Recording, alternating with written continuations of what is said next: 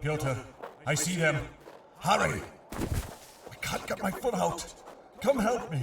Please, help! Vanya stopped for a moment, looking back at his friend with whom he had escaped from a forced labor camp located within southern Siberia. It wasn't just the Gulag guards that were after them. Everything in the brutal Altai wilderness was out to get them. Vanyusha, please, brother. Pyotr whined while trying to pry his foot out from under a boulder that had him pinned in a shallow ditch.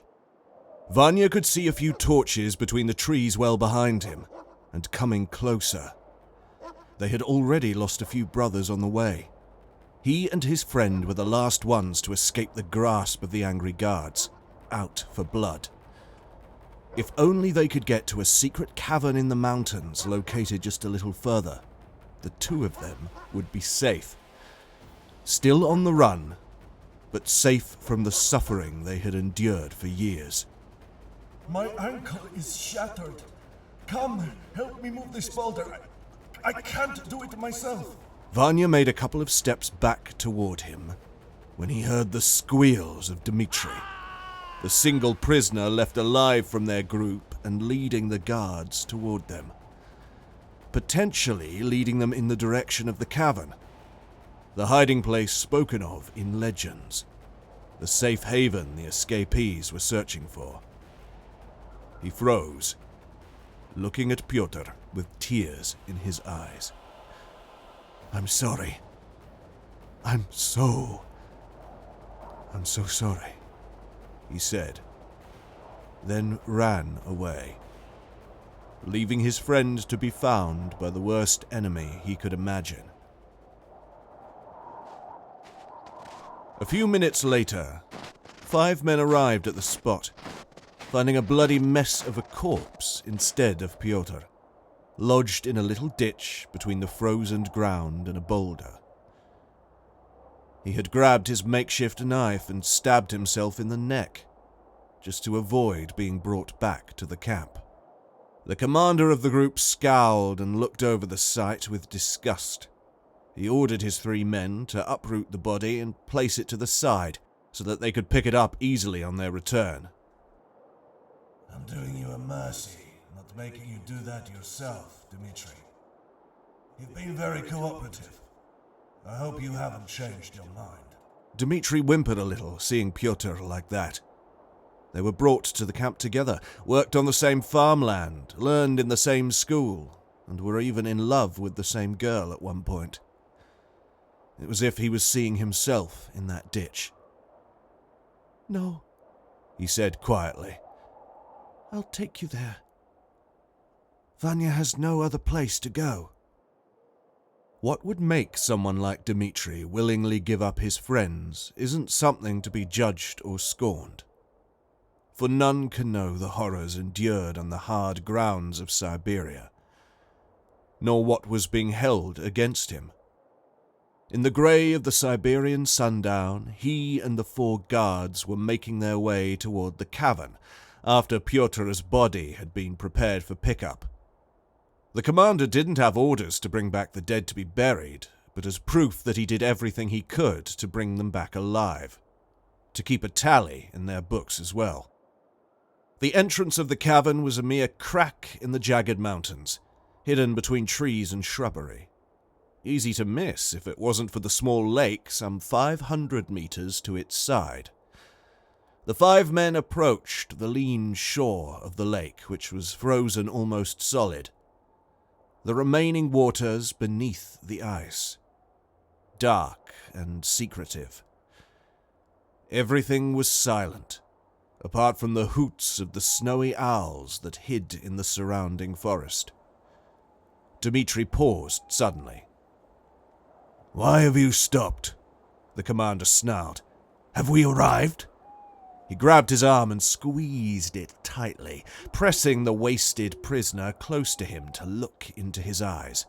The sharp pain that shot up his arm and to his neck from the clutch made Dmitri cry out. But that didn't bother him half as much as what he thought he saw in the direction of the cavern. Yes, he let out. his eyes fixed upon a point in the base of the mountain, presently less than 500 meters from them. The commander followed his intense gaze to where it traveled and squinted a little when he noticed what lay in front of the fissure on the rocky side. He gulped.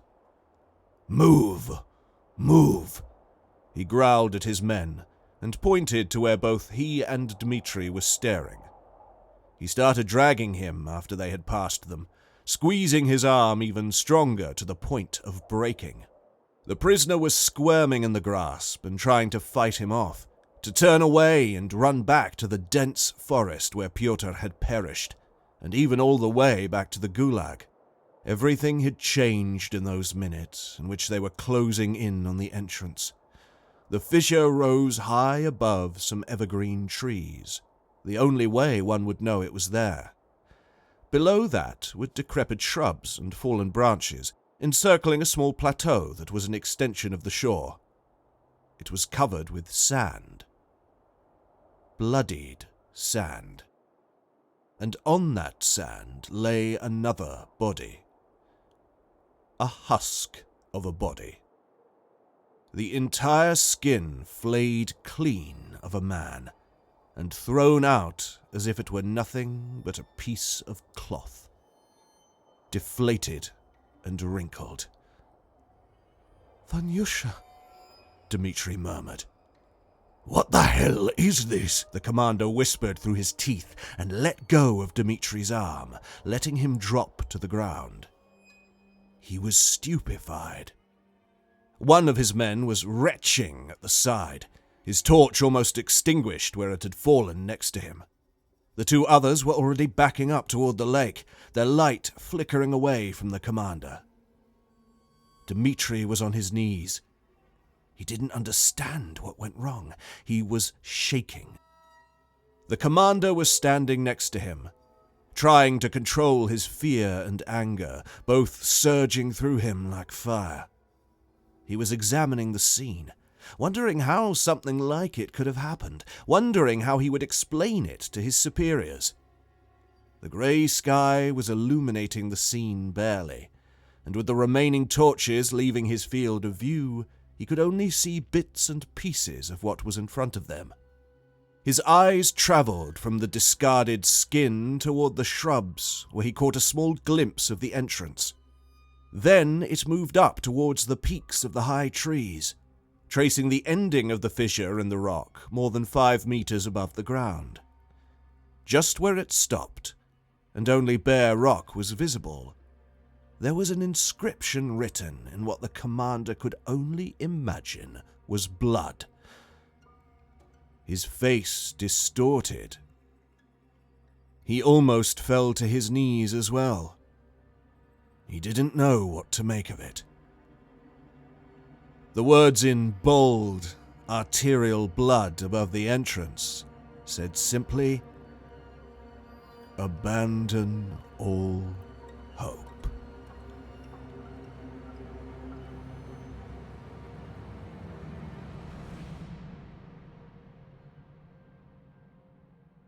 Part 1.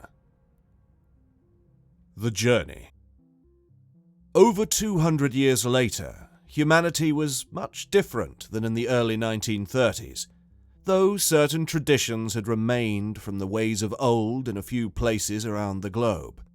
The astronauts of the Argo had other things to follow, however, other ventures of humankind to explore than appeasing demanding gods or performing rituals.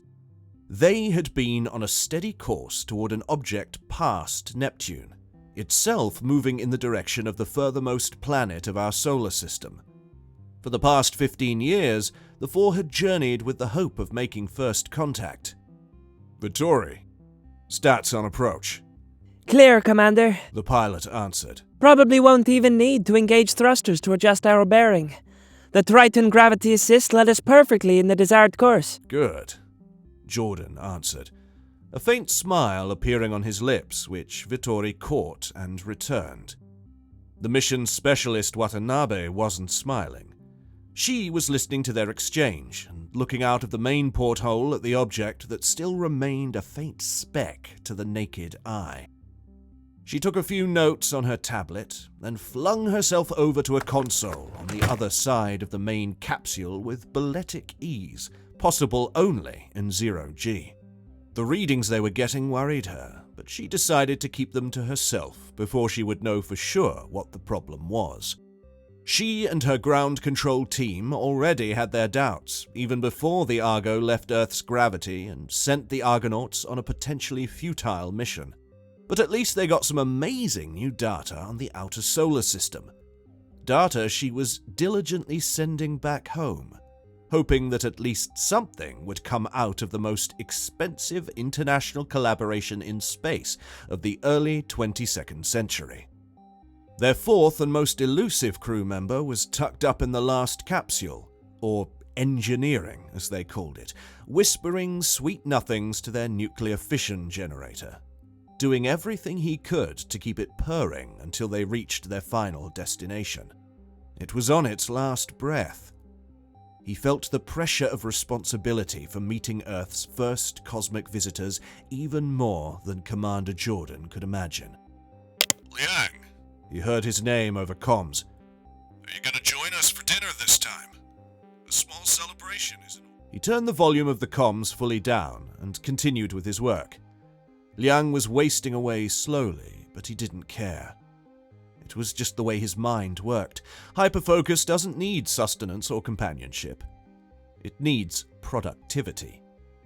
Besides, he had told Watanabe to keep Jordan and Vittori off his back. He expected her to come through. Little did he know that she had other things to worry about than keeping his peace. A few minutes later, he heard Jordan's voice again.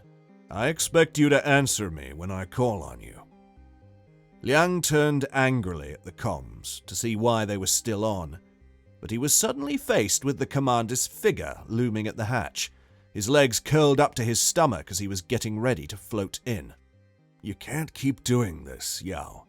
Commander Jordan's tone was friendly and worried. He was already gripping the metal railing next to Liang to hold himself in place. I'm doing everything I can to maintain the vessel, Commander. The response he got from his engineer didn't match his energy, much like Jordan had expected their interaction to play out.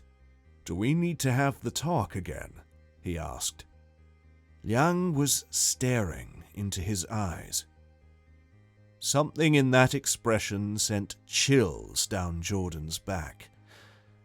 The engineer repeated the same phrase, then returned to his work, his skinny fingers tapping away on a small console directly affecting their propulsion systems.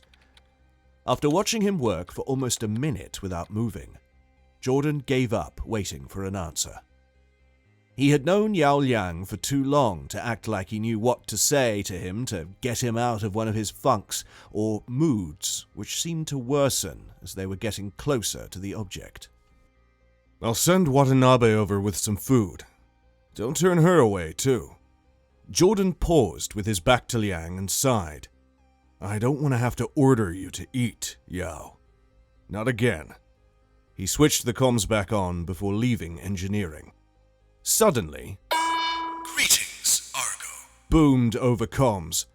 Jordan had pushed himself out of engineering and gathered enough momentum not to be able to turn back and listen to the full message from Earth there. We've had a breakthrough. We expect to hear news about a spectacular find regarding the mission from our own backyard. Echoed out of the last capsule. The commander peeked back a little and could see Liang gaping through the opened hatch, then turning the volume completely down again as he was floating away. Shit. While the astronauts of the Argo were dealing with their mission and the prolonged effects of being in space for almost 15 years, something completely different was happening back on Earth. Sat on a wooden stool somewhere in southern Siberia was Yana, a girl of about 10-ish with long, dark hair braided in the back. Her family had taken her to a sacred place in the wilderness and away from her home, to participate in a ritual she was born to perform. Yana was wincing as an older woman was finishing a tattoo on her shoulder by pressing an ancient tool into her skin to pierce and scar it. after which she would slather a mixture of soot and fat over the open wound.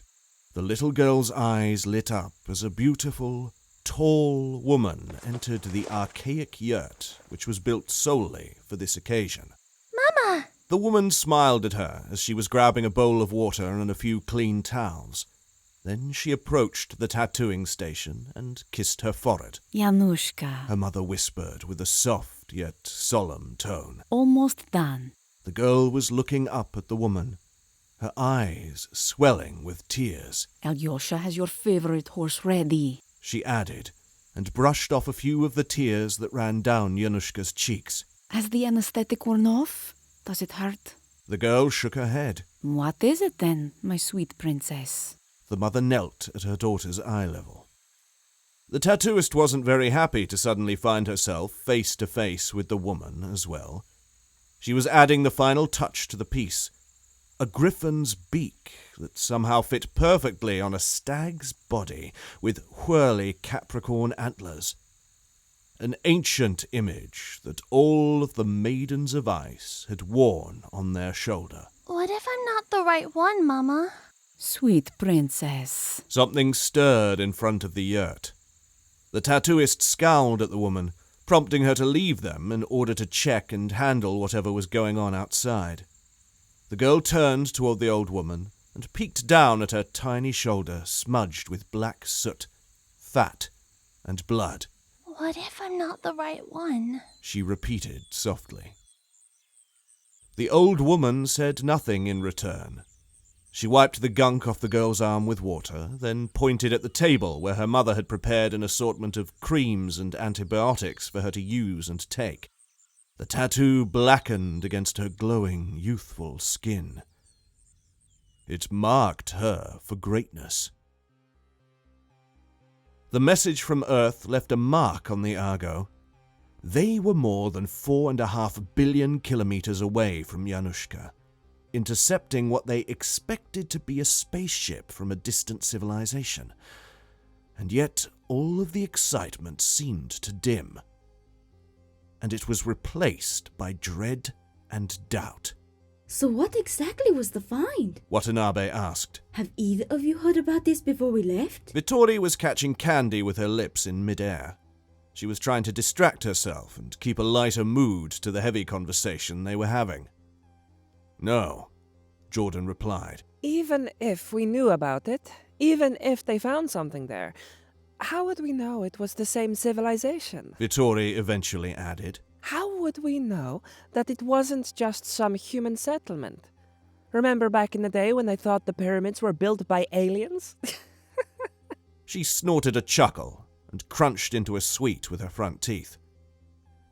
Watanabe and Jordan were glaring at her. They took the message quite seriously. I doubt Mission Control would be sending us conspiracy theories from back in the day. This must be... What? Must be what? Vittori giggled. Truth? Proof? We don't even know what the expedition found there, Ken. She added cynically. I like to think that we're the ones on the right path, that our mission is still worth the time. Their time. Their life. Franca Vittori was always an optimist, always set herself up as the center of the universe, and always saw her path as the only righteous one. She didn't want to think that their mission was of less importance, not after everything that she and her crewmates had to go through, even before stepping foot on the Argo. Everything they left behind, and all the years spent in its tight quarters together. Just the four of them, making a great sacrifice for the benefit of all humankind. The commander had his back turned to them, and spoke as he gazed at the cosmic speck that was becoming larger as they were approaching it slowly. It won't nullify our mission, Vittori. He glanced at Watanabe over his shoulder, who was frowning as usual. Are you finally going to tell us what the recordings are showing? Or do you think simple engineers like the two of us wouldn't understand what they mean?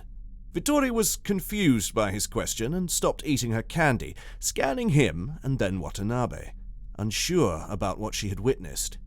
She eventually turned to their mission specialist, sent to overlook the object and estimate the origin of its make, expecting a simple answer, the same one she was certain was right for over 15 years. The console behind Watanabe was blinking in a few different colors, creating a glow around her in the predominant red. She was looking down, and Jordan could tell that she was calculating how to drop a massive truth bomb on them. The message from Earth wouldn't even compare. That much he was sure of. I know what I need to do to keep us going in the right direction, Commander. Liang's voice came through on comms, startling the other 3 Argonauts. What? What are you talking about? After a brief moment, Jordan snapped back at him. There was just static. Liang! Suddenly, an alarm started going, and the main console was showing a warning. Vittori pushed herself to the pilot's station. Course correction engaged from engineering? She screeched.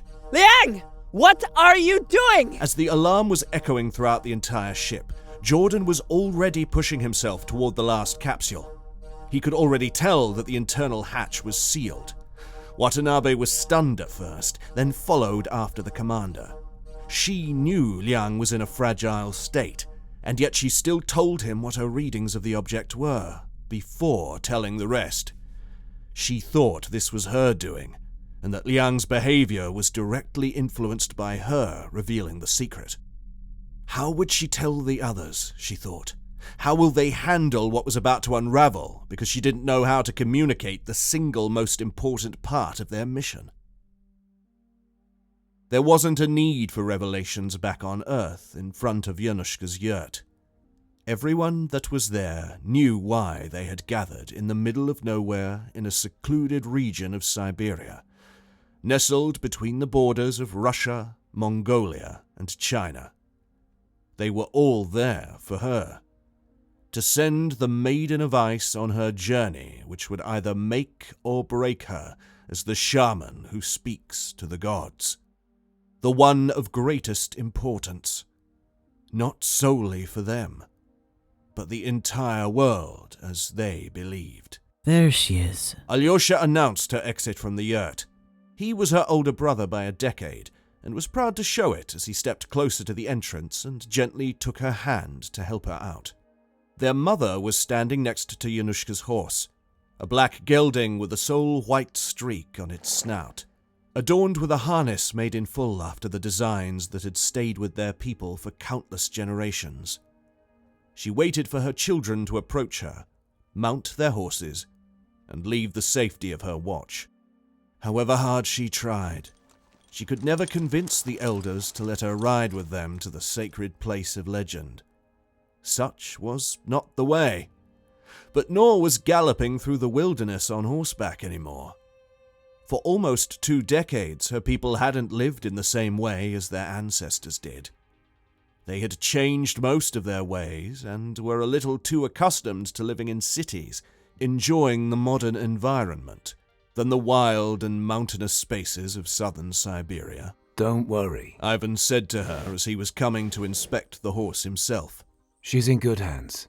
He had no trouble boasting that he was one of the few left who could mount an expedition through the wilderness any longer. It's not you that I'm doubting, nor the terrain. Yanushka's mother responded. What then? The girl? Ivan's thick eyebrows were raised almost to his hairline. He took a look at the little potential shaman. She will become of the highest praise, he added, trying to smile at the mother, but her cold glare shook the smile off his face. You don't need me to tell you that, he continued seriously, then turned and looked at his own horse after checking if everything was right with the gelding. She's too young. The woman said silently once Ivan was out of earshot. My sweet princess. The little girl and her brother were beaming. She more so than him. Alyosha shared her mother's concerns and wasn't fully committed to taking his sister through a ritual he didn't fully believe had anything to do with what was said among his people since the dawn of time. He was of 2 minds, in fact. On one hand, Alyosha thought that risking Yana's life for a fairy tale was ludicrous and had a backup plan to stir their horses back to the city. On the other, however, if the sayings were right, It was the world that he would be risking. He played along for now and held his sister's little hand as if she were made out of glass. He would grin at Yanushka every time she would look up at him, barely seeing anything from her headdress. Then he would softly reassure her that she was doing good, as all of the people present at the ceremony threw dried flowers before her feet. Let me take a good look at you. The mother took the girl's face with both hands. Yanushka's inquisitive stare made her upper lip quiver. Listen to your brother, and once you arrive, do only as your grandmother told you. Do not stray from the path, sweet princess. I know the way, Mama. Yanushka replied, then stopped. She looked like she had something to ask, but changed her mind before she did. We have to go. We need to reach the forest before the sun sets to set up camp for the night. Alyosha told his mother. She glanced at him. I know what to do. He answered her glance. Don't be stupid. Take your sister where she must go. His mother said sternly, understanding his intentions without him even saying them aloud. She then picked Yanushka up from the ground and placed her on the saddle. I'll be waiting for you to come back, however long it takes, whatever way you are when you do. No other words of love were as potent as the ones spoken by a mother sending her daughter on a journey to what could have been the gates of hell itself. Alyosha took the reins of Yanushka's gelding and walked with them to his horse. He looked back at all the people who were sending them out in the wilderness and who believed that his sister was more than a girl. Give me the reins and mount your horse, said Ivan, coming toward him. No, I'll lead her out like this. I'll hop on once we reach the first line of trees, he replied. Alyosha noted the enchantment in his sister's stare, in the way she was looking back as well, at their mother waving, but also at all of those people rejoicing in her journey. He wanted her to have that image in her mind when they would arrive at the sacred place in the mountains. Liang! Commander Jordan started pounding on the hatch the moment he reached the last capsule. He peeked inside through the little window, finding Liang sitting at his usual station, glaring out at him. Not responding on comms, Commander. I can see that, he muttered. Watanabe arrived and glanced inside through the window as well. He looks scared, she noted. He is, Jordan said, then pressed his command code into the terminal of the hatch, initiating an override. He was ready to go inside and kill him for derailing the mission that they'd been hard at executing for a long time. Liang shuddered when he heard the hatch opening, but no one came in. The commander was holding Watanabe, stopping her from entering the last capsule. Give him a second. He paused. Do you know what this is about? She flinched. Care to tell me? Share what you've been keeping? He wasn't even looking at her. Jordan could tell she had information about their mission that was absolutely devastating, and had made both her and Liang into husks of people for a few months. He just wondered how much longer she would have held on to it without telling him. You want to do this here and now? Watanabe asked quietly. Jordan let her go and opened the hatch. He held on to the frame, popping only his head inside. I think you should join us at the main capsule, Yao, he snarled at him. And just so we're clear, this is not a negotiation. It's an order. He turned and pushed himself off into the long hallway. Vittori was peeking from the other side, expecting a very different situation to unfold inside engineering. Once he arrived at the main capsule, he sat next to Vittori and strapped himself in his chair. He took a deep breath in, trying to contain his rage as best he could, then asked, through gritted teeth, Why are you not calculating how far off course we are? Jordan looked out of the porthole. He couldn't even find the object out there anymore. Far enough not to be able to return without an assist. Liang answered in her stead as he was coming inside the capsule, followed closely by Watanabe. Or a prolonged pulse which would burn through all our remaining liquid hydrogen. I calculated everything a month ago. Damn can you yell? Vittori couldn't stop herself. Why would you do that? The answer to that question wasn't an easy one, which was why Watanabe never shared her interpretation of the readings that she had collected off the object, nor how Earth had responded to her misgivings about their mission. As time went on, it became harder to share it with Vittori and Jordan, so she kept putting it off, until one day she had to tell someone. She was closest to Liang, so it naturally ended up being him. He didn't take the news lightly either. Watanabe couldn't avoid the explanation any longer. The object wasn't a spacecraft. It wasn't an artificially produced interstellar vessel coming to greet mankind. It was a piece of cosmic debris so shapely and strange in its behavior that it sparked the creative imagination more so than scientific explanation. Such instances weren't unheard of. They were simply so rare that there wasn't enough evidence and data collected on them in the past to make them easy to understand. That lack of evidence was filled by the desire to discover if we were alone in the universe, and allowed for such a massive leap of faith that eventually yielded the Argo mission. I believe that only one such object was ever discovered in our solar system, at the beginning of the previous century when they had even less powerful tools than we do now. Watanabe explained.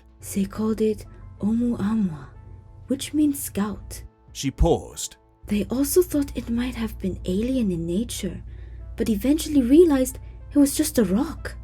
The object that the Argo was meant to intercept and potentially hail was nicknamed Hermes, like the ancient Greek god that was a messenger to the others in their pantheon. It was a very similar idea that came from a misguided and over-eager expert community. From the data that Earth was able to collect about Hermes through observation via telescopes, it seemed like the object had all the materials necessary to create life or spread it across space.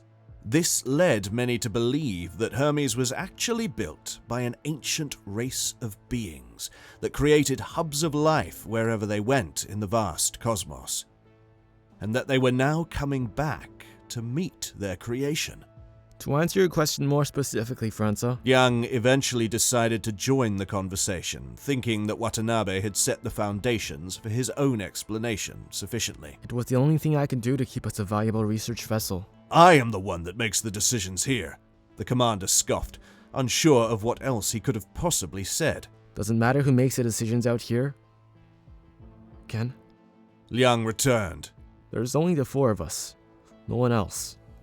Then we should have made the decision together. Vittori added. I couldn't take that risk. Jordan turned to Watanabe, who had gone silent. He realized that there was a big chance she was involved in Liang's idea. She was the one more interested in the Argo being a research vessel of the two. A salvage mission. Our own scout to send back data as long as we can, She said when she felt his rageful stare. Doing a flyby of Hermes would have been enough. There are other things that we could explore.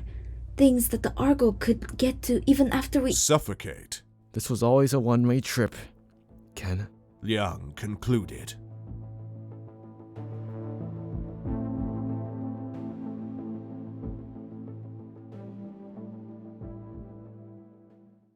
Part 2. Seek and ye shall find. The night after leaving their mother behind at the small camp meant to prepare Yanushka for her journey to the mountains, she, Alyosha, and their guide and guardian Ivan took rest in the mountain forest. The wind was relentless and freezing, electrifying both men with a sense of foreboding as the trees around them moved like they had been possessed by the spirits of the dead. The sweet princess fell asleep the sheer second her head hit the pillow. She had had an eventful and exciting day. It was only natural for her to crave sleep. Alyosha tucked her in and noticed that she had a smile on her dreamy face. He exited the tent, closing it behind him, then joined Ivan near the fire that he had going. The middle-aged man, with thick brows and ruffled hair, was covered in warm blankets, already smoking a pipe. He looked like he was about to doze off, but he was far from it. Something told him that he would be better off guarding their little encampment than venturing into dreams himself. You should rest too, he told Alyosha when the young man had made himself comfortable next to the fire, stirring a pot of coffee. I'm used to long and restless journeys. My body and mind can handle the strain, he added and grinned. So can I. Alyosha hurried to defend himself. That's not what your face says. Ivan was taunting him. Alyosha grimaced a smirk, then sat back, looking up into the sky.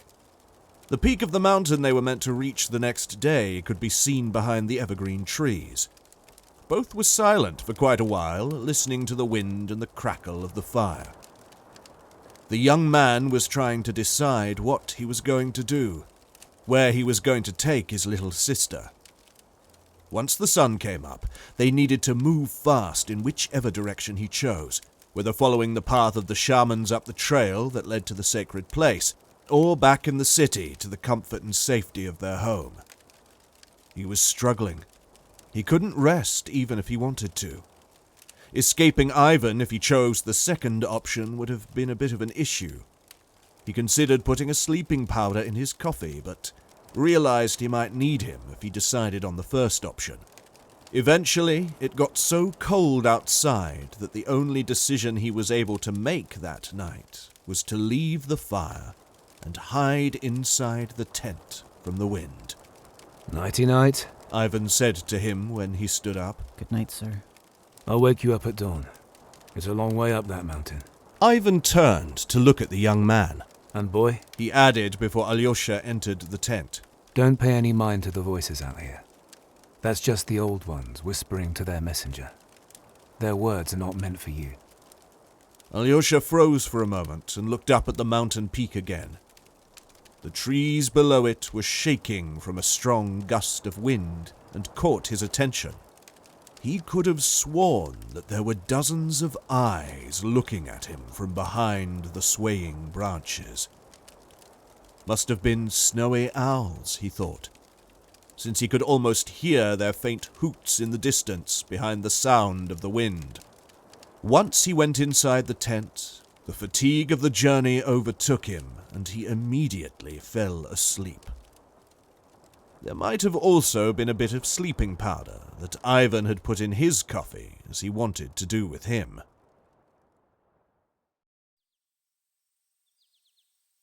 Rise and shine, little birds. Ivan's gruff voice was the first thing Alyosha heard in the morning on the other side of the tent.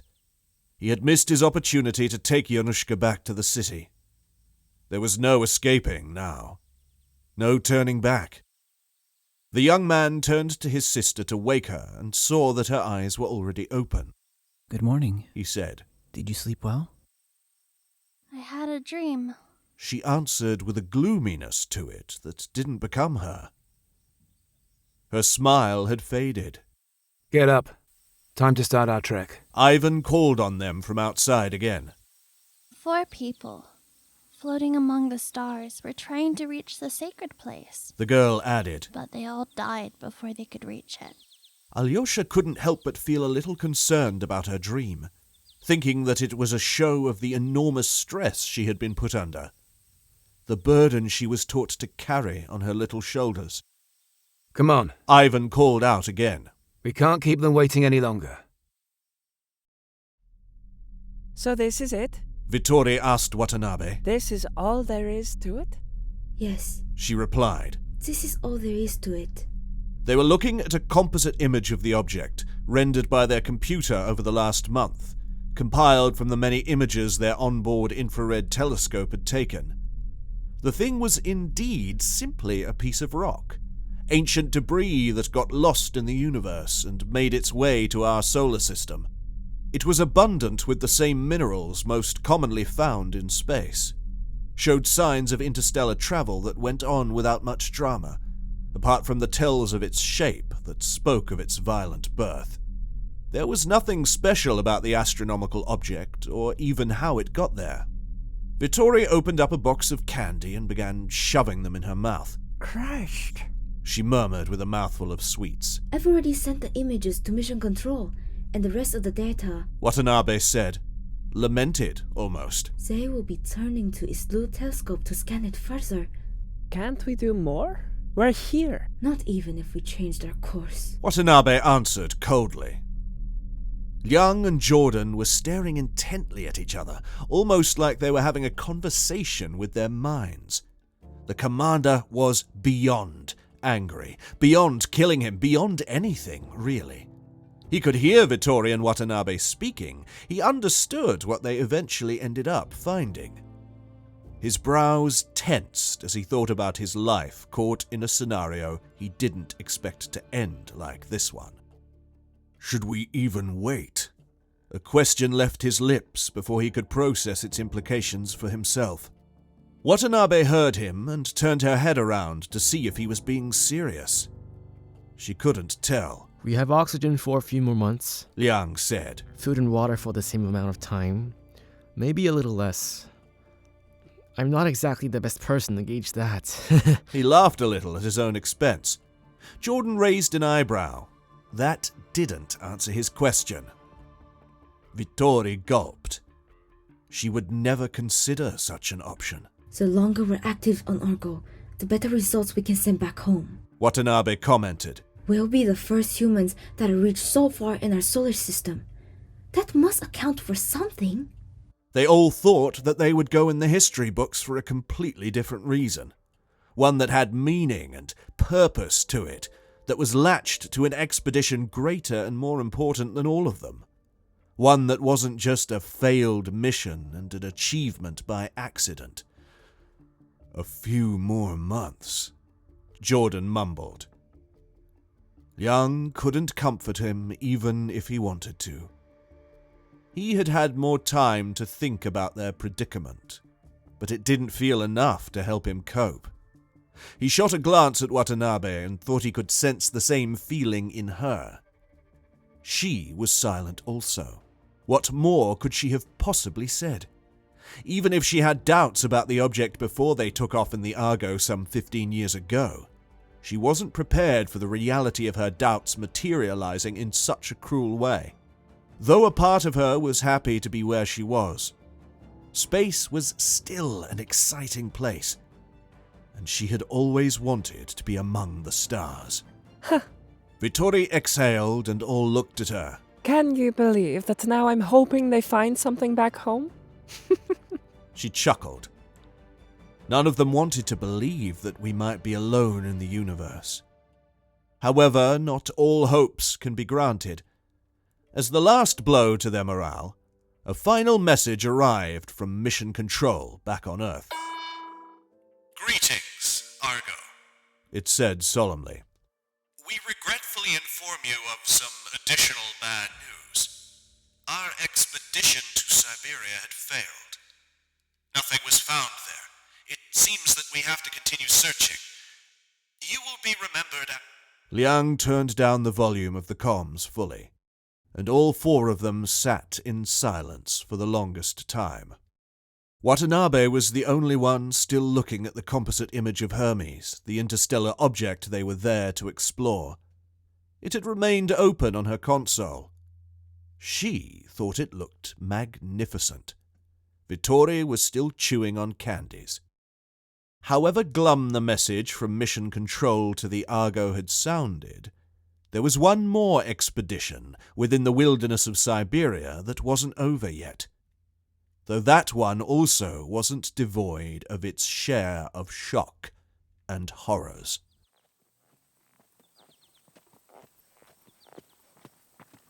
Ivan was riding in front of the group as they were getting closer to the sacred place. The sun was already making its descent toward the mountain, and it would soon completely disappear behind it. Their guide was getting nervous. He wanted himself and the young man to leave the area before nightfall had found them there.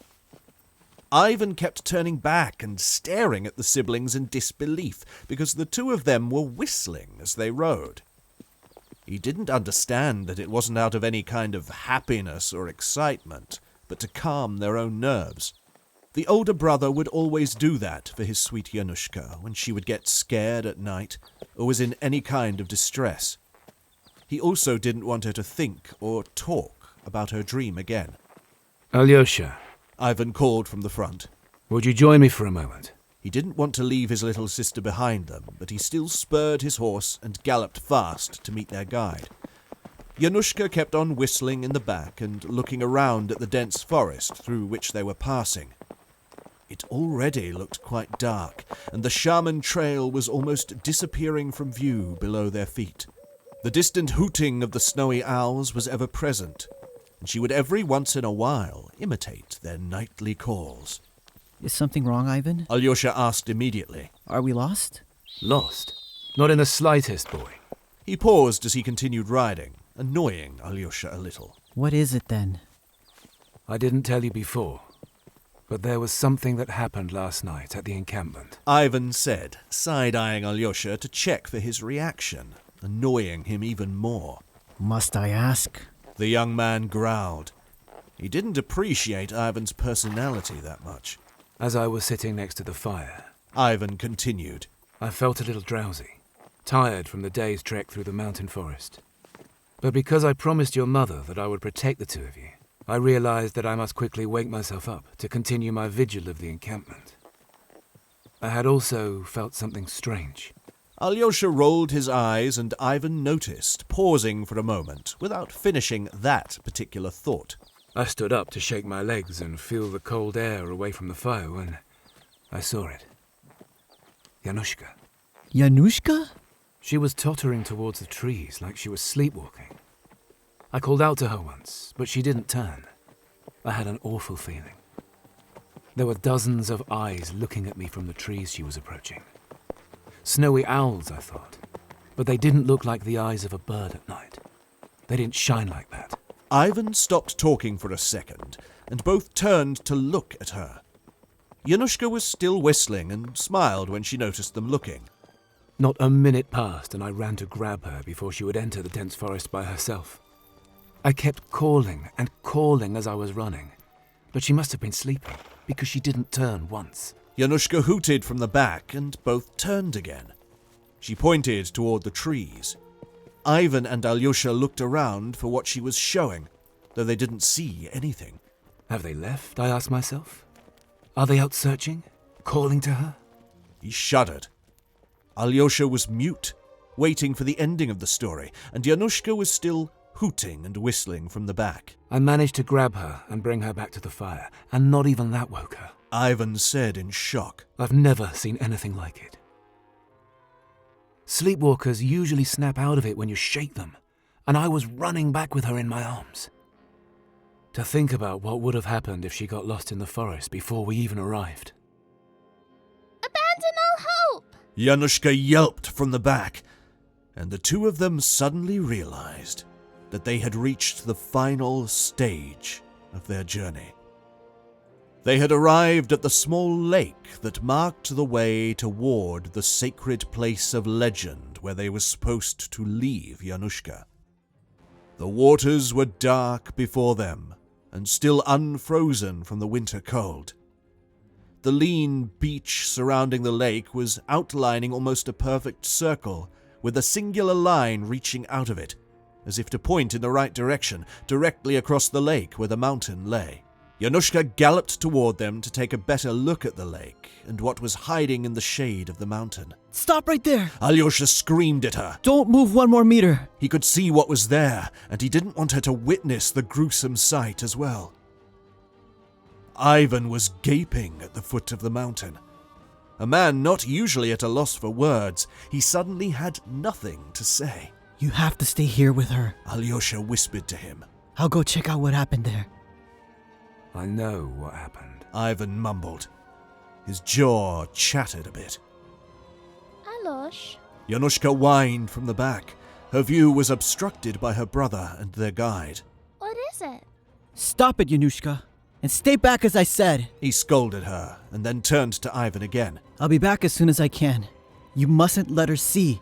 Do you understand me, man? Ivan nodded. I'll make a small fire and keep her occupied. Alyosha shushed him when he noticed that Yanushka was trying to overhear their conversation. He galloped away in a hurry, leaving the two of them behind, turning just a little to see if Ivan did what he told him to do. In a few moments, Alyosha was making his way around the lake and had arrived at the foot of the mountain, where the sacred place lay hidden in a cavern behind jagged rock, trees, and shrubbery. He dismounted his horse and left it a little way back so that it wouldn't spook and run. The sight he was facing was so horrendous there was no chance that the animal would stay put if he had brought it closer. Alyosha stood next to it in the same place for quite a while before he would venture forth to see what had unraveled in front of the cavern up close and in detail. Near the plateau that was an extension of the beach stood a tank and 3 military-type trucks, semi-hidden behind the line of the forest, some 200 meters away from the lake. They looked empty and abandoned, but most disturbingly, they looked like something had torn through them, like they were made out of plastic and not metal. From the distance where he had stopped, he couldn't quite tell which military they had belonged to, but he could guess by the location of the mountain. There was another vehicle in front of the sacred place, parked or stopped by whatever force had shredded it almost to bits right in the middle of the plateau. From the very little that was left of it, and the parts that were scattered around, Alyosha presumed that it was some kind of scientific vessel, maybe a laboratory mounted on a truck to be used directly in the field. He shuddered to think what could cause such damage to all of the vehicles. But he wondered if that was the proof that he needed for what was hiding in the place of legends where he was supposed to bring his sister. The place where he was supposed to leave Yanushka and surrender her to her fate. After a while of looking at the violent scene from a distance, Alyosha finally got the courage to step closer. He reached the plateau first and immediately noticed that what he thought were shadows on the sand was actually blood. He didn't react at first. It took the whole ordeal to catch up to his mind before he could truly react. He turned and looked across the lake to where Ivan and his sister were.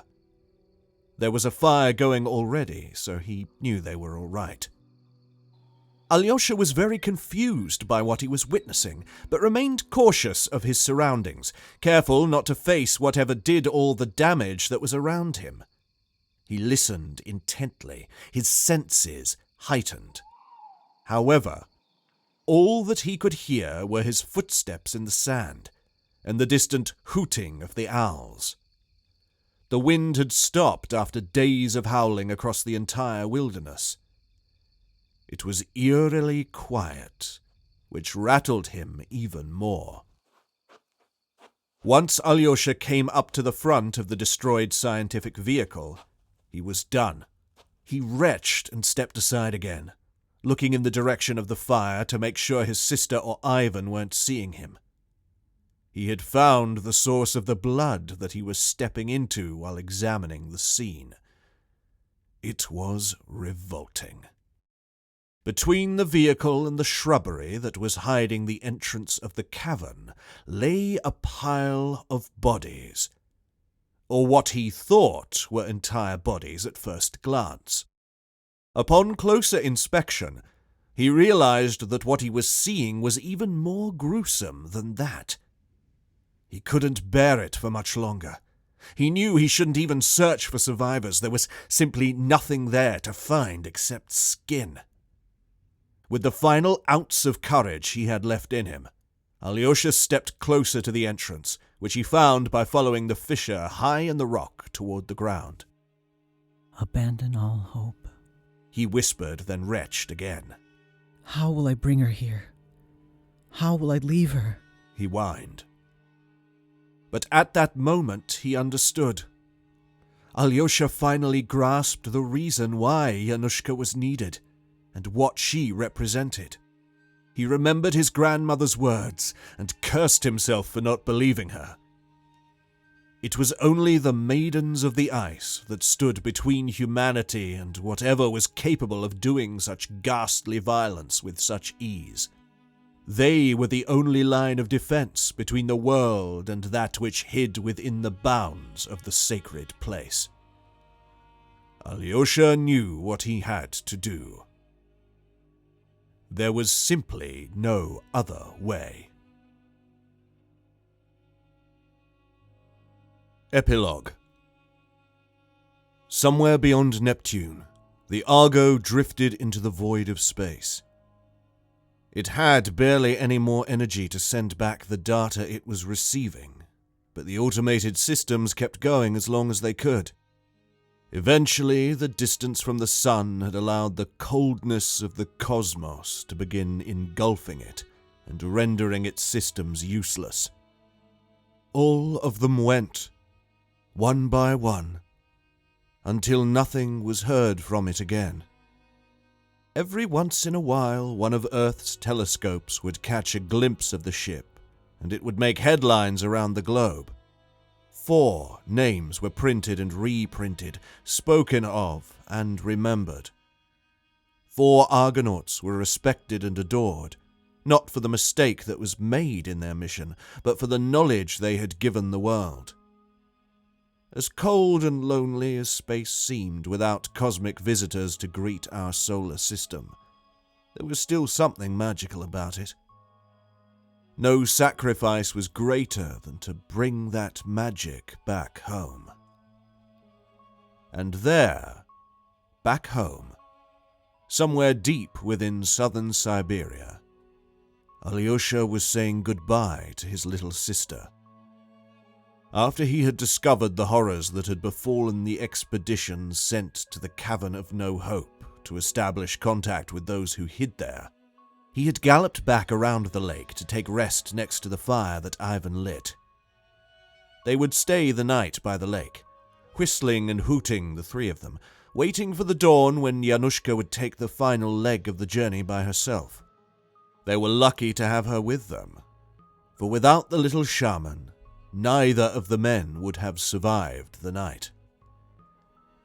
Alyosha took her to the fissure in the silvery rock early in the morning and left their guide behind to guard the horses. He put a blindfold on her eyes to shield her from the horrors that waited in front of their sacred place. And as they walked on the sandy beach of the lake, he answered all of her questions and explained what her tattoo meant.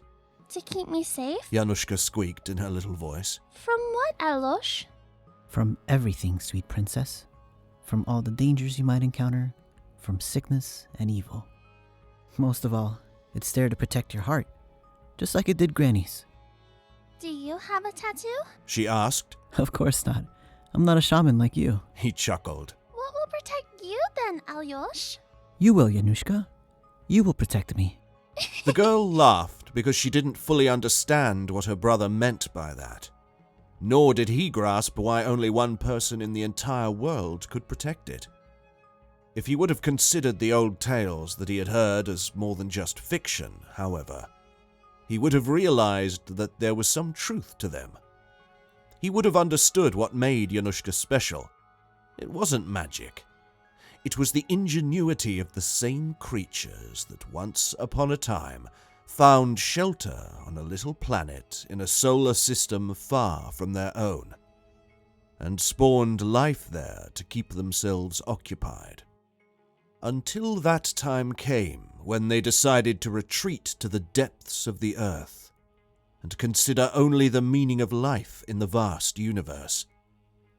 For they, too, didn't know the answers to all of the questions. Once they reached the entrance of the cavern, Alyosha and Yanushka stopped. She reached for the blindfold. No! He yelped. Not yet. He turned around and glanced at the awful sight again in broad daylight. He discovered that there wasn't only one pile, but a few that he had missed in the darkness. There must have been many soldiers sent there to protect the scientists that wanted to discover the secrets of the sacred place that Alyosha's people had spoken of for a long time. He turned back toward the entrance and followed the fissure to the tips of the trees and beyond. Abandon all hope remained written in blood. Should we? He thought. Or have they? What are we waiting for, Alyosh? Yanushka was getting restless. Just one more moment. He answered, then took the torch that he had carried all the way from their camp for her to use now. It felt a little heavy as he held it up and set it alight. It would have to do.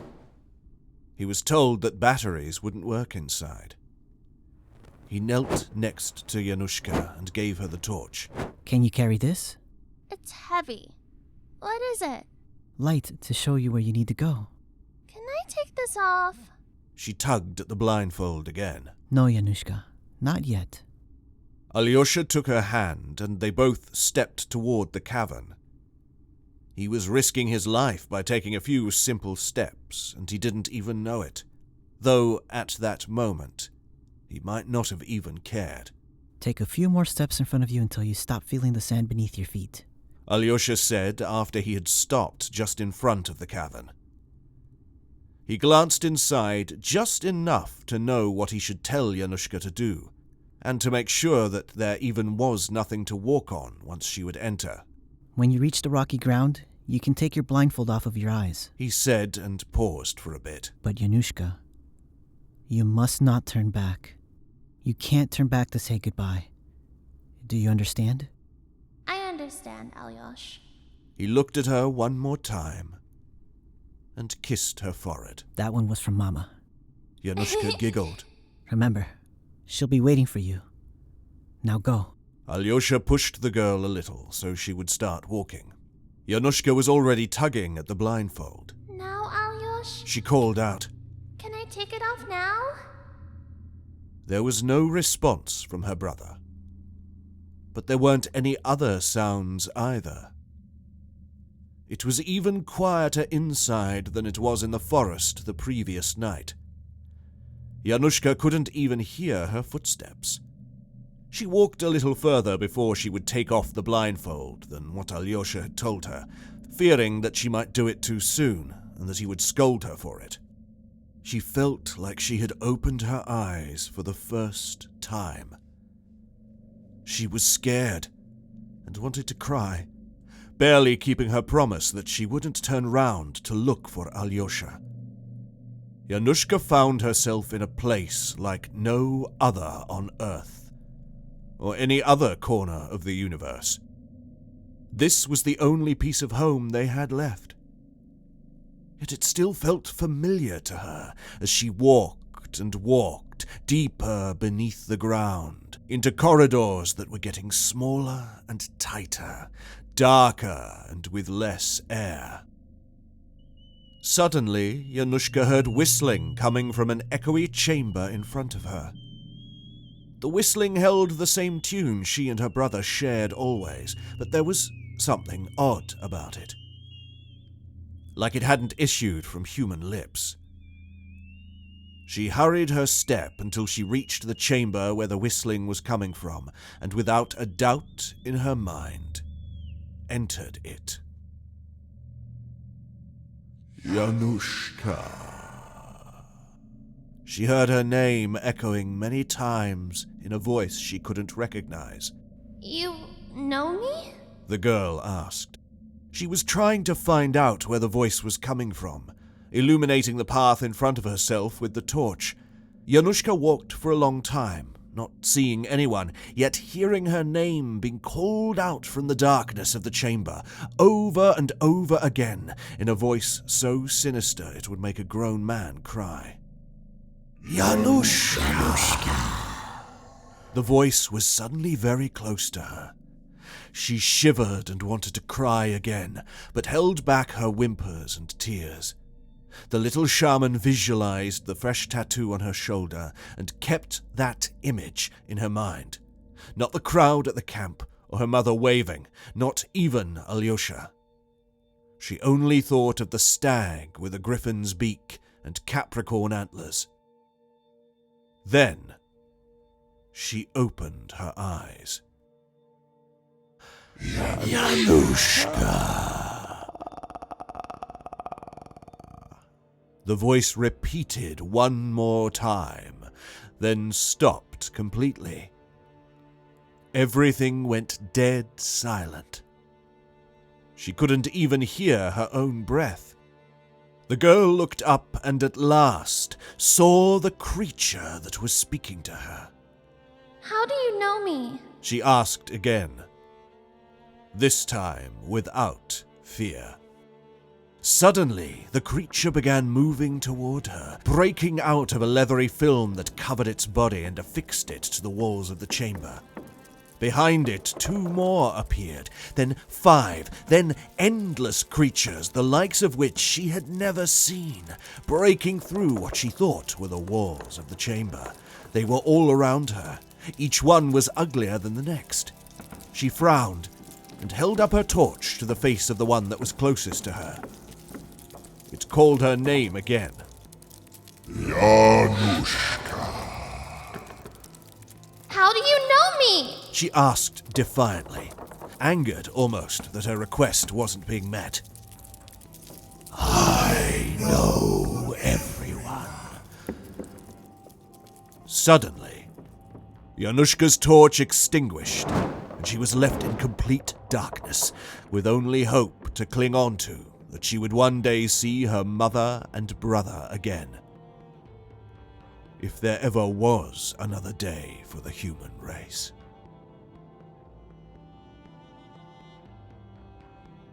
Hey, sci-fi horror fans. It's Thomas. Thanks for tuning in. If you enjoyed this story, make sure to give it a thumbs up. Thank you to all our official supporters of the channel. Craving another scary story?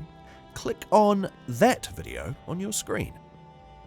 Until next time, everyone, and remember, stay cosmic.